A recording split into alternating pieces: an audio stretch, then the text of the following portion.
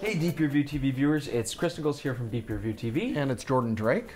And we just saw the launch of the brand new Panasonic S1 and S1R. Yeah, full specs, everything's out there finally. Absolutely. Go to DPReview.com, you're going to see sample galleries and the full spec list. But specs are easy to find, so what we thought we would do is give you our top 5 photo and top 5 video things that you wouldn't normally find in a spec list. First photo thing that I found very interesting is actually a novelty. It's this sensor that actually shows you how bad your hands are shaking and how unstable you are when you hold the camera. So basically you've got this target reticle and then there's this little dot, and if you shake, the dot shows you where you're shaking. Right. Now, at first I thought this is ridiculous and silly, why would anybody need this? But it can actually be thought of as a tool to let you focus, concentrate, maybe breathe a bit slower, relax a bit, and actually steady your hold on the camera. You can see what technique is most effective before you start to take the picture or start rolling video. It's pretty sweet, and it could be a fun party game too. Who has the most stable hands? The biggest thing that stood out to me for video that came as a real surprise is that 2 of the 3 Panasonic lenses that were announced alongside this body have mechanical focus clutches on them. So you just click it back, you get a distance scale, which is great if you want to hyperfocal your shots, but then also you can do repetitive focus pulls for video if you want to. I love it. But if you've got some of the lenses like the new 24-105 that don't have that, they've added linear focus. And this is something that we've seen from Fuji now, we've seen it from Olympus. This is a huge step in the right direction. It helps a lot. You can even customize the full rotation angle to go from your closest focus to infinity. So customize that to your preference. It's really a very nice, easy to use system. Yeah, just something we've been asking for that they added. Number 2 for me in the photo arena, although it applies to video as well, we actually get an upgraded graphic user interface and menu system. This is really nice. It's easy to customize your buttons, you get nice visuals. The menu systems themselves have been made even more intuitive, very easy to see all really of well your laid options, out. as you go through your list. And the other thing that I really liked was the new quick menu. So the old quick menu had tiles on the top and bottom. They worked okay, but you had to move around a lot. It never felt very intuitive. Now you can customize your quick menu. Yeah, you've got 2 options with it. You can put whatever you want in there. And I really like that. It still shows you your shot while you're doing that, which is something I liked before. It's just a better layout. You can set up your layout and it's quick and easy to change. So I think that was a nice move in the right direction. Yeah. Another thing on the video front that really surprised me is when we saw the S1R, that's the higher resolution body. Honestly, the S1 is probably the better option for video, but on the S1R, because it's that higher resolution body, you've got 3 options for your crop factor while shooting 4K. You can shoot close to a full frame with a 1.1 crop factor. They've also got your classic Super 35 with a 1.5 crop factor, and a pixel to pixel where it just uses the central 8 megapixels, and that's going to get you close to a 2x crop factor. It's nice because you get different focal lengths that you can play with. It also means that when you're shooting full frame, you're going to get some line binning, some pixel binning. Exactly. So the quality's not going to be ideal, but at least you can then switch to another format, get much nicer video, know the crop factor ahead of time. Yeah, Super 35 and 2x crop are going to be your best friend, so some of those crop Leica lenses might actually have a use. Absolutely. So a very exciting feature that's probably not getting as much press as it should is that the new S1 and S1R support HDR Photo. Now, we've had hybrid log gamma as a feature in video, basically giving you better dynamic range. Just plug it into a TV, it's plug and play. Yeah, the TV basically knows the gamut of your range and adjusts accordingly. So that's really nice, and now we have it for photography. You can shoot in HLG mode, take these photos, put them into TV displays that support that, and you will then get these beautiful photos that are very true to life as far as contrast and dynamic range.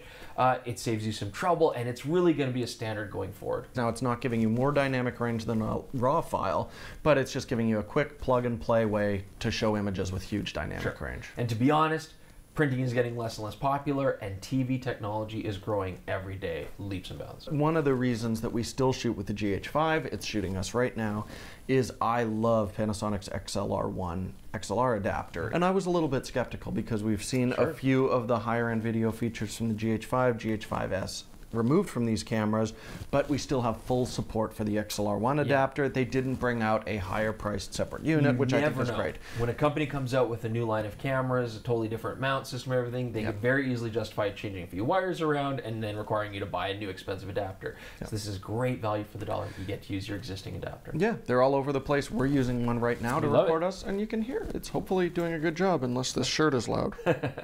If you've watched our videos and our explanations on 4K and 6K photo, we do really like these photo modes. Basically a way of using the power of video and high frame rates to capture that decisive moment easily. Now, Micro Four Thirds has been the standard for Panasonic using this feature on their cameras, but with the new S1 and S1R, we now have full frame 3:2 ratio sensors. And so what we found is a very interesting side point is now the 4K and 6K photo modes, although very similar resolution to the 4/3 options, are in 3:2 ratio. Yeah. Just a nice little tidbit, nice little feature. Yeah, and it's another thing, if you're looking at these cameras, you might look at the G9 as their high-speed camera and these as their slower ones, because it is 6 frames per second with continuous autofocus. But slap it in that 6K photo mode, you can be shooting 30 or 60 frames per second with autofocus. It's pretty cool. It's brilliant. Now, one of the other nice things that the S1 is going to inherit from the GH cameras, the GH5 and the GH5S, is V-Log-L profile and internal 10-bit 422 recording. Now, they've said these will be paid upgrades that we're going to see, similar to what we saw with V-Log-L before, but this is an awesome thing to have in a full-frame camera. Nothing else is recording these internally, especially with the option to have the 4K 60 frame per second mode on them. But what was really cool is they were teasing we might see some other video features along with that upgrade pack. So I'm hoping we'll see things like vector scopes, waveforms, shutter angles that we saw in the GH5 that we don't see in the S1 and the S1R. Hopefully they'll just say, here's a firmware upgrade, it gives you all those great GH options, but with a full frame camera.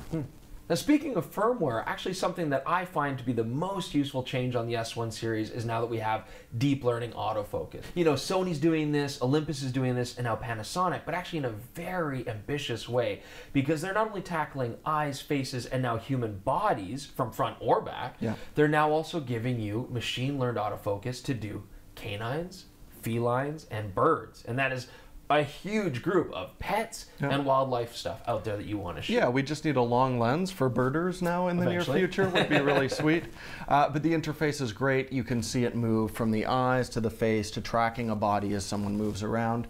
And if it doesn't seem like the S1 is already by far the more video oriented of the two, even though it's the less expensive option, one big thing that's really going to set it apart is we have unlimited record time. So as long as your battery keeps going, and you can power these guys off of USB power, you can just keep rolling long takes. Like, I know you've only been watching us for a few minutes here, but we have been working at this video for a long time, and it has been one continuous uninterrupted take. It's something that I really love with the GH series. It's great to see it in the S1.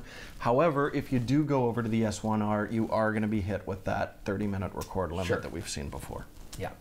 So those are the 5 things for photography and videography that we don't think you're going to find in the spec list. Hopefully you found that useful. But while we're on it, let's give you just a few of our impressions of what we've learned using these cameras now in the last few days.